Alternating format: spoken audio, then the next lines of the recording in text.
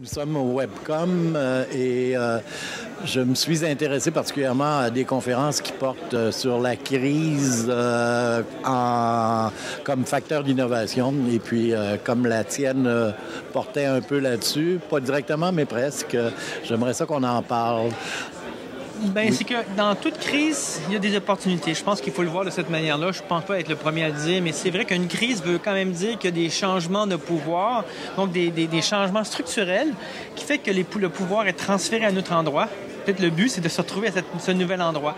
Et on traverse une triple crise actuellement, qui est la crise financière, la crise écologique, peut-être qui vient aussi de la crise financière, et une crise sociale qui est imminente, ou en fait est en cours dans certains pays, et qu'on va en ressentir des effets. Même ici, on ne peut pas soutenir indéfiniment le système dans lequel on est. Il y a donc un changement, un transfert de pouvoir, une crise qui a lieu en ce moment. Mm-hmm. ChallengeYourWorld.com, c'est une start-up de crowdsourcing, d'idées de start-up. Donc, on est nous-mêmes une start-up, on va aider les autres à démarrer leur start-up. Et pas n'importe quelle start-up, et c'est dans ce sens-là qu'on a une couleur différente. On veut promouvoir des compagnies qui sont la prochaine génération de compagnies. Mm-hmm. C'est-à-dire qui vont prendre en compte l'environnement, le social et aussi le côté financier. C'est bien important. Il faut quand même être rentable, mais rentable à tous les niveaux. Ça sert à quoi de vouloir exploiter et devenir riche si c'est pour détruire la planète ou détruire tes propres ressources? Ça te fait une compagnie qui n'est pas rentable ou qui n'est pas soutenable à court ou moyen terme puisque ta ressource va disparaître. Donc, investir là-dedans, c'est d'avoir une courte vue. Donc, on espère pouvoir démarrer ou encourager et créer une culture d'entrepreneurs qui prennent en compte dès le départ les trois sphères, donc évidemment l'économie, mais aussi la planète et les gens. Mm-hmm. Et la première restera toujours, est-ce que ça reste une bonne idée? Est-ce que c'est une idée qui est porteuse. Là, on investit dans ces idées-là pour les pousser un peu plus loin, pour les aider à développer leur plan d'affaires. Donc, la première étape. Et dans le plan d'affaires, donc les trucs habituels et traditionnels, de ce côté-là, on n'innove pas nécessairement, sinon qu'on a nos critères pour sélectionner. On rajoute des critères qui touchent la durabilité. Savoir, est-ce que c'est quelque chose qui va affecter l'environnement au niveau d'extraction des ressources? Est-ce que c'est quelque chose qui va affecter l'environnement au niveau justement des rejets dans l'environnement ou alors des contraintes qu'on fait sur l'environnement, c'est-à-dire la pollution, par exemple, les matières toxiques.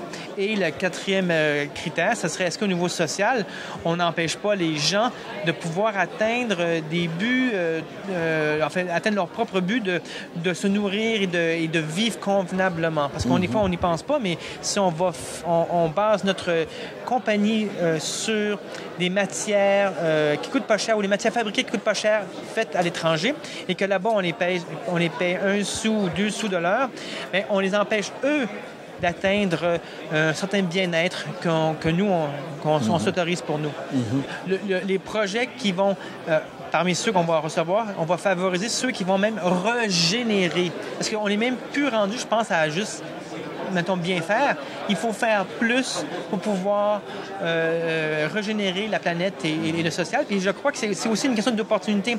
Les investisseurs cherchent toujours une valeur. Et si on leur dit que, oui, il y a une tempête, mais quand il y a une tempête, il y a des catastrophes, il y a des choses qui s'écroulent, il faut rebâtir. Et on en est rendu là. Les compagnies qui ont un service ou un produit qui sert à rebâtir la société ou l'environnement de demain ont plus de potentiel que quelque chose qui est juste correct. Donc, évidemment, les investisseurs ne sont pas fous. Ils vont voir qu'est-ce qui marche pour eux. Ils vont investir au bon endroit.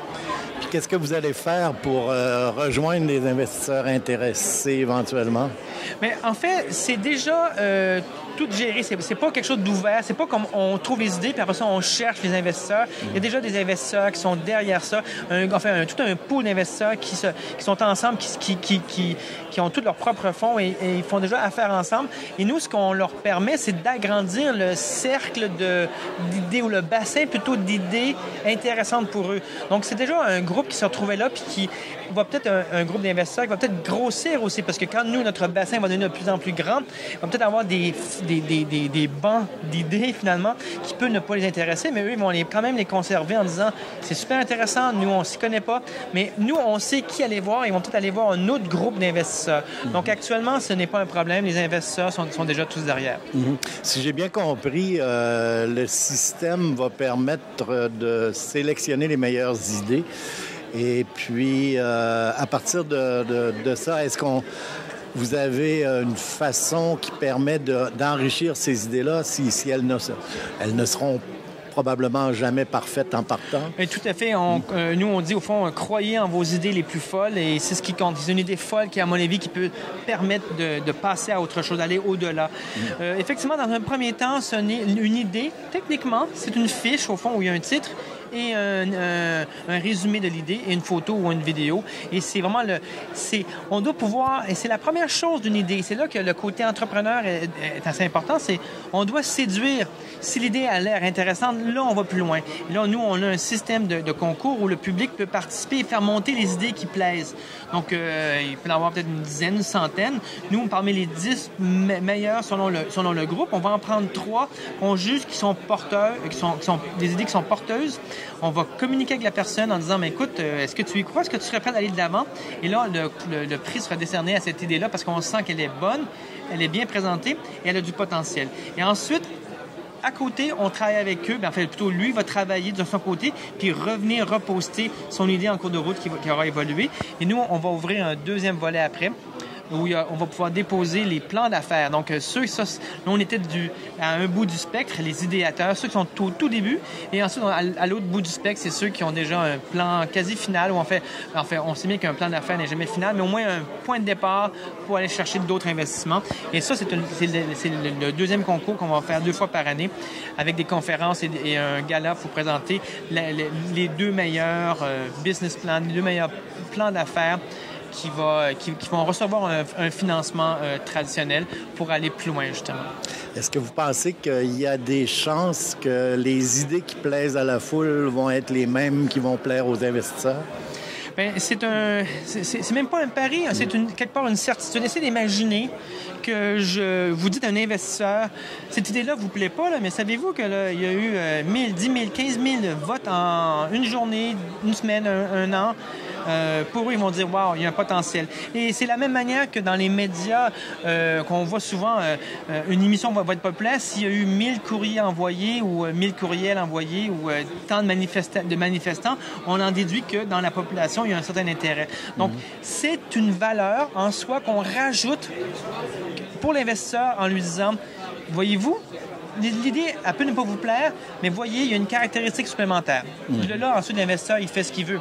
Mais on a un potentiel de dire, regardez, il y a 10% de la communauté qui est intéressée par cette idée-là, et nous, on juge que est-ce que c'est intéressant, est-ce que ça vous tente d'aller de l'avant.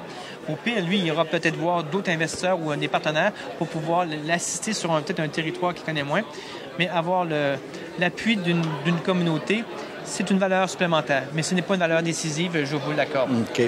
Est-ce qu'il y aurait d'autres choses à ajouter par rapport à ce projet?